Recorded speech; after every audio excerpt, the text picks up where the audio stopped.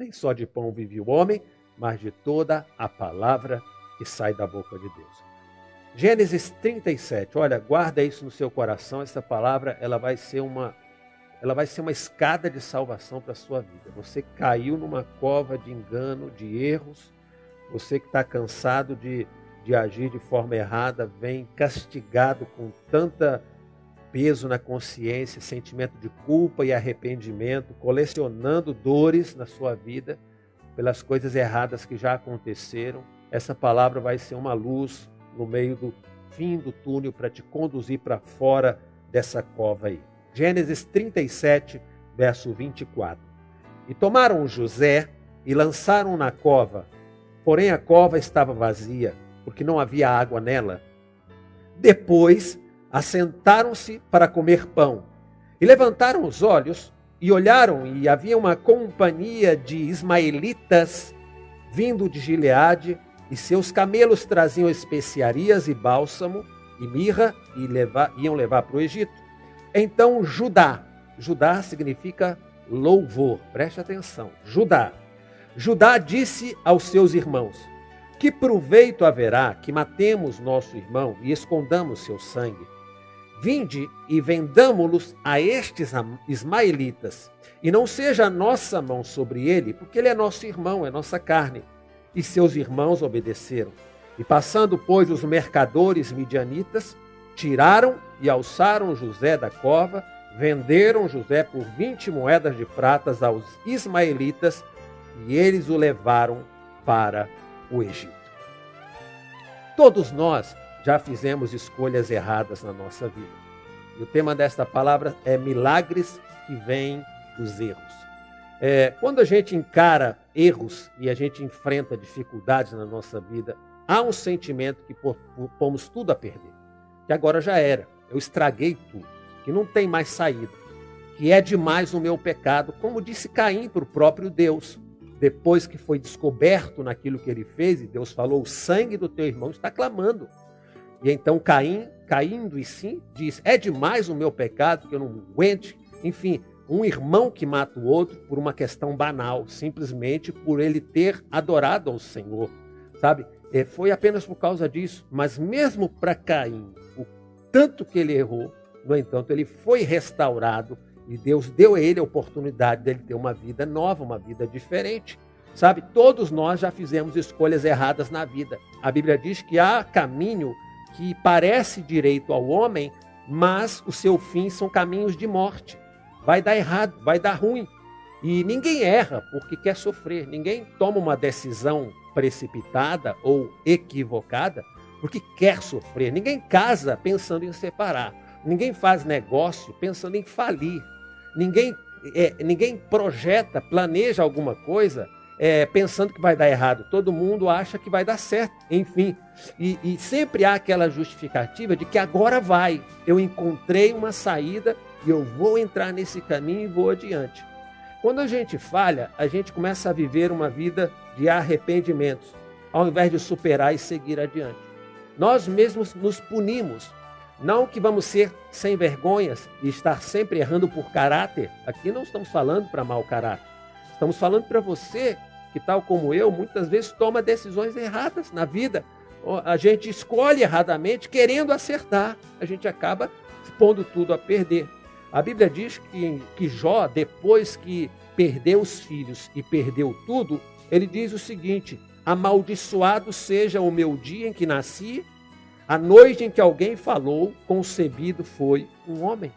Ou seja, quando a gente erra, quando a gente passa por uma experiência ruim, algo ruim que acontece em nossa casa, em nossa família, nós temos um sentimento pesado de culpa, de que nós falhamos em alguma coisa, que nós não fomos dignos de receber ou dignos de ter aquela felicidade e aquela alegria.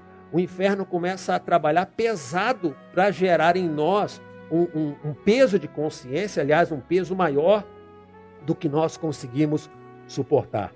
Nós achamos que aquela falha ou aquela queda, enfim, aquele erro, seria o fim de toda uma vida. Mas eu quero dizer a você nessa noite que esses erros aí serão utilizados por Deus para levantar você, amém? Porque em Provérbios capítulo 24 diz que 7 vezes cai o justo e o Senhor o levantará. Então eu sei que muitas vezes você erra tentando acertar. Você tenta achando que é o melhor e de repente está errado. Isso te leva ao chão, isso machuca, isso te leva numa cova como a José. Mas Deus vai levantar você. Quando a gente erra, a gente fica abatido, a gente se sente culpado, pesaroso. Mas Deus é um Deus cheio de misericórdia. É um Deus cheio de amor, de compaixão. Ele vai ajudar você, ele vai nos ajudar a limpar toda essa bagunça emocional, relacional que a gente faz. A Bíblia diz que todas as coisas contribuem para o bem dos que amam a Deus. Pastor, até o que eu vou fazer de errado? Não, não é o que você vai fazer de errado, é o que você já fez de errado. O que você não vai planejar errar, você não vai planejar fracassar, você não vai assumir um compromisso hoje pensando já em largar amanhã, porque isso já vai falar do seu caráter. E nós não estamos falando para mau caráter. Estamos falando para você que tem insistido, tentado acertar nos relacionamentos. Aquela mulher que foi pega em adultério, ela já tinha tido 5 maridos e o próximo nem marido dela era.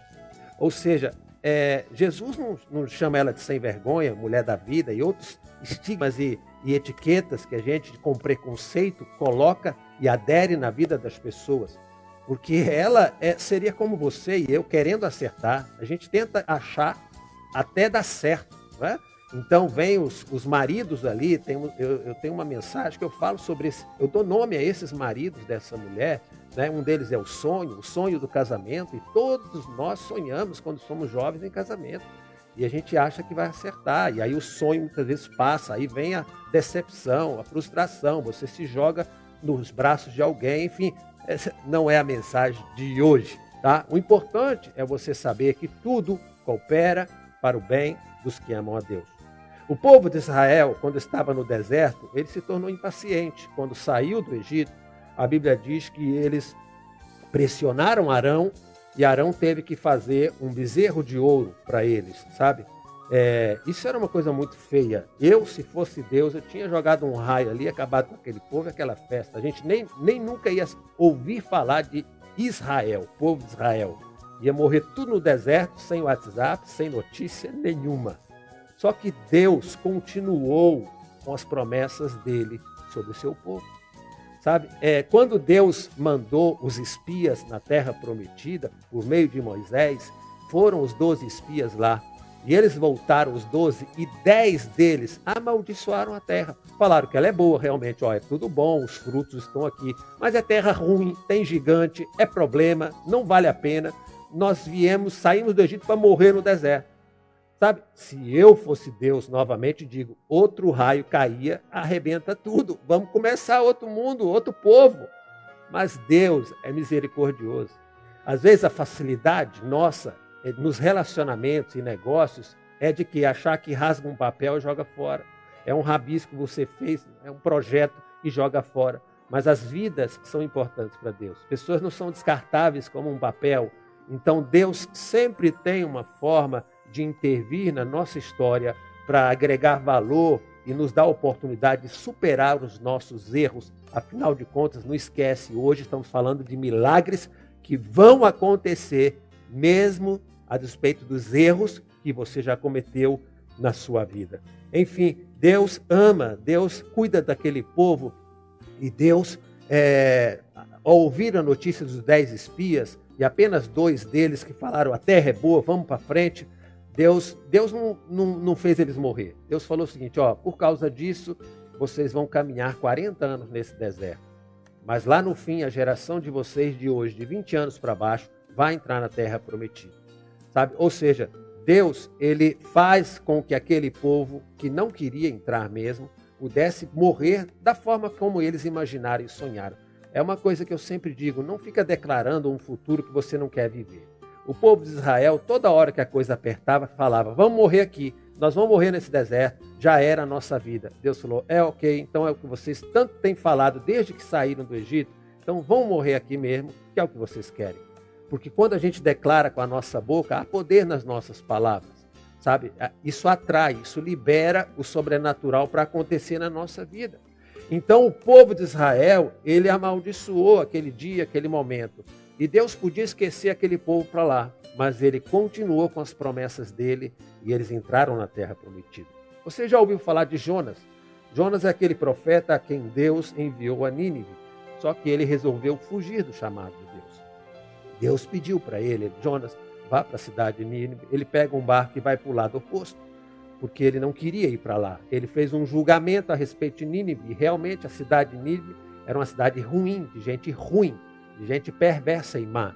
Mas Deus queria salvar aquele povo. E quem Deus vai mandar lá para pregar a palavra de arrependimento? Jonas era o enviado, sabe? E então Jonas achou que aquele povo não merecia a salvação. E então ele pega um barco para outro lugar.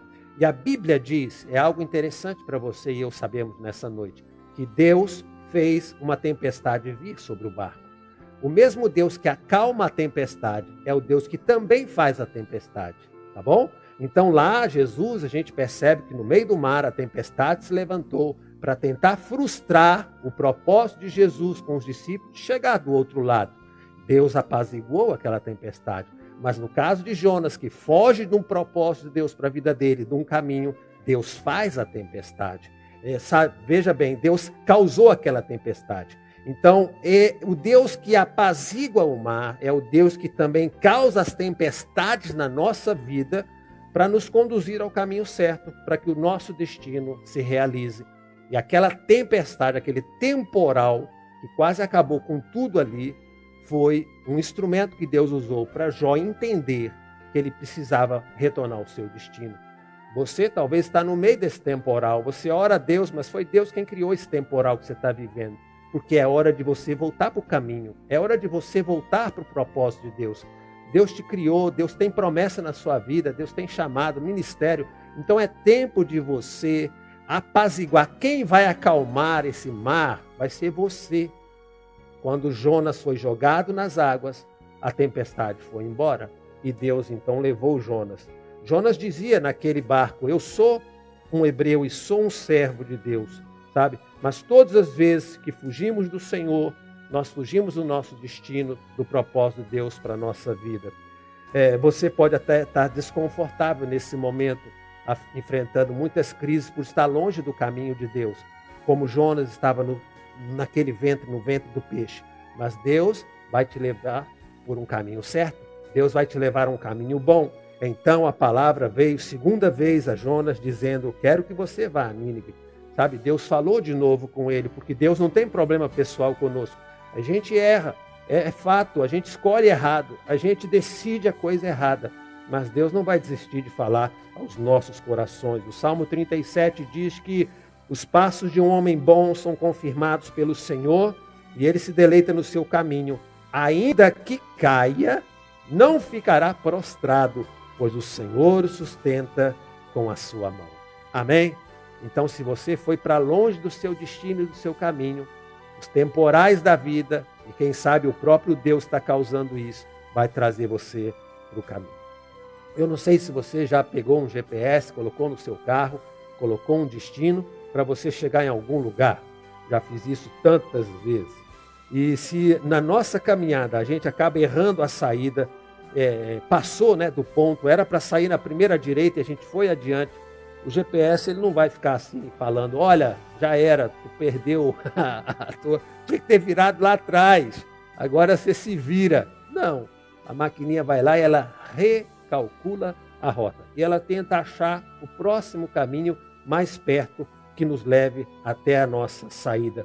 Muitas vezes nós fazemos tantas escolhas erradas que a gente acaba desistindo de corrigir essa rota. A gente era para ter entrado à direita, mas a gente continua em frente. Aí quando tem os alertas dizendo você errou, a gente tem vergonha, tem medo, a gente muitas vezes está atordoado, se sente pesado com remorso e a gente não volta. A gente continua andando para frente. Mas não importa o quanto você vá para frente, toda hora o GPS vai estar recalculando. Se você perder a próxima saída, vai haver uma próxima e uma próxima. Deus não desiste de você. Ele está sempre recalculando uma próxima saída para você se livrar de uma estrada errada na sua vida. Aqui chegamos a Abraão. Abraão e Sara tiveram um filho por meio de Agar. Você conhece a história. Eles achavam que estavam apressando a promessa de Deus.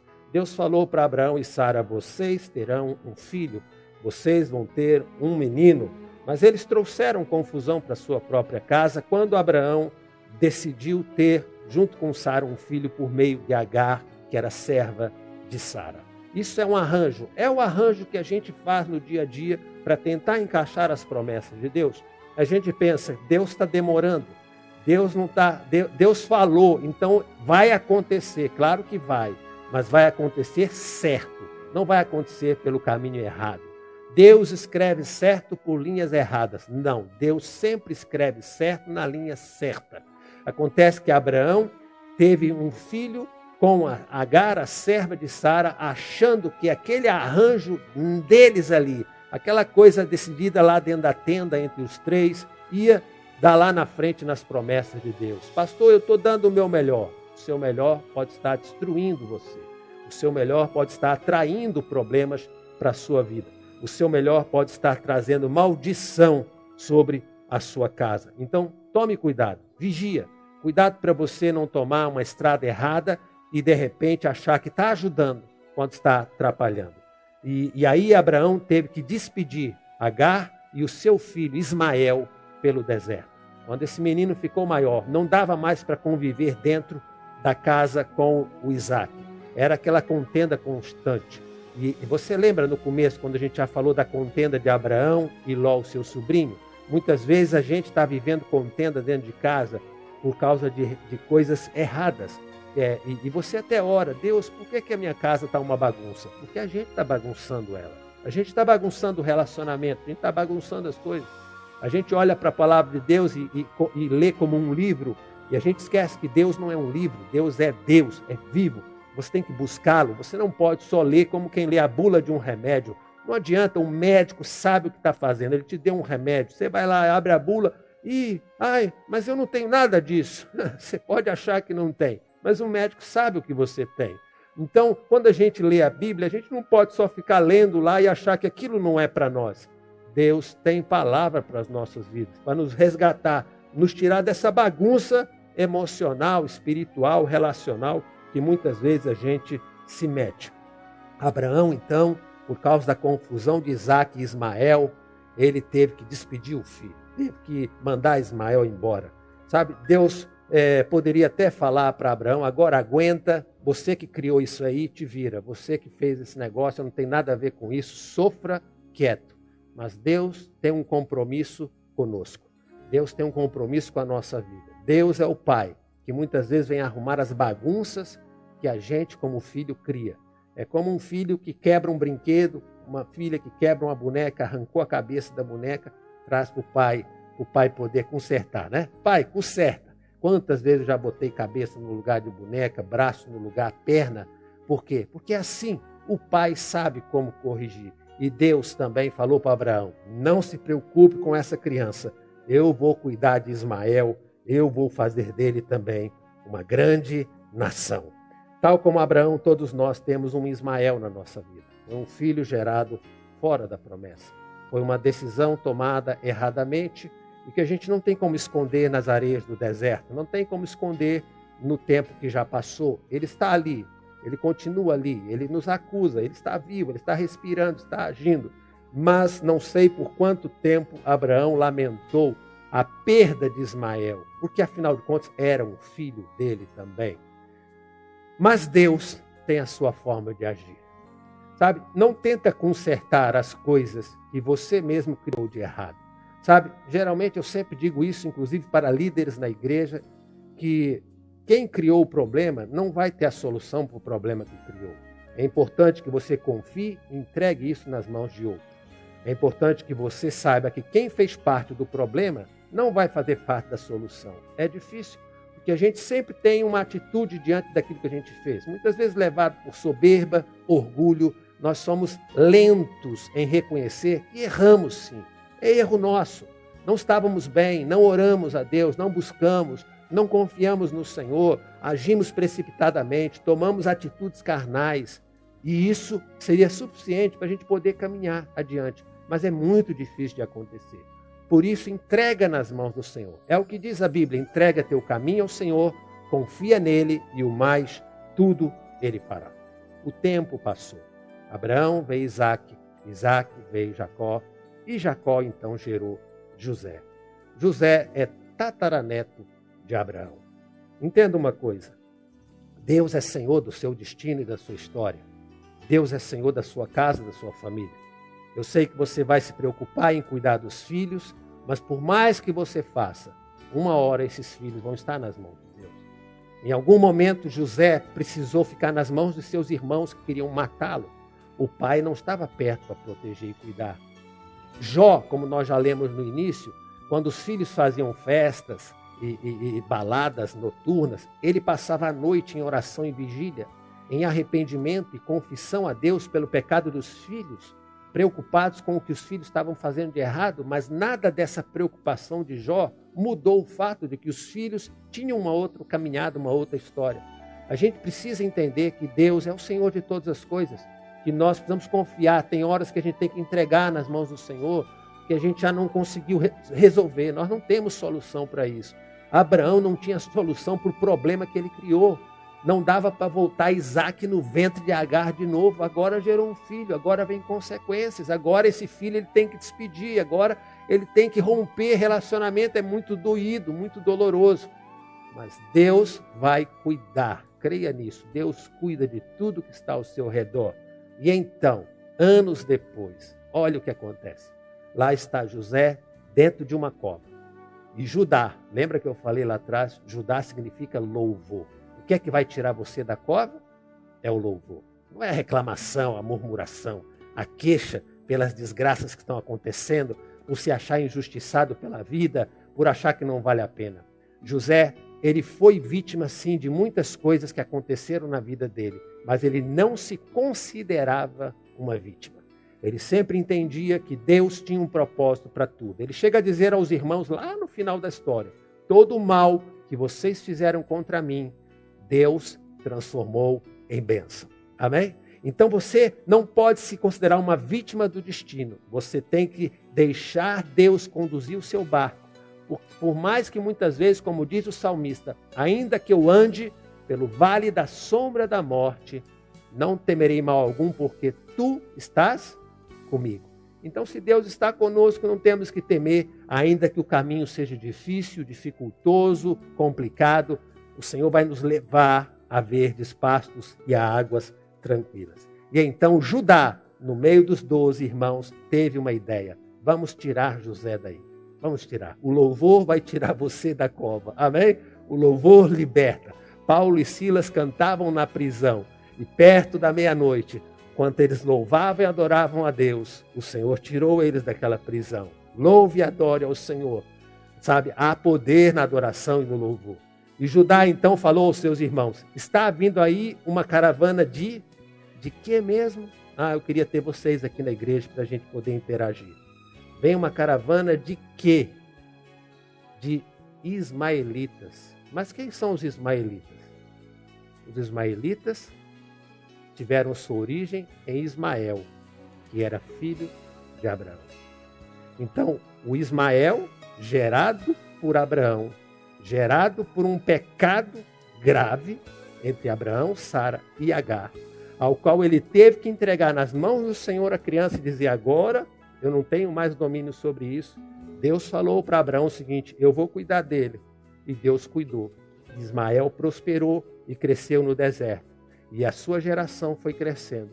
E eis que eu não sei quanto tempo passou, se foram 100, 150 anos, ou 200 anos aproximadamente depois.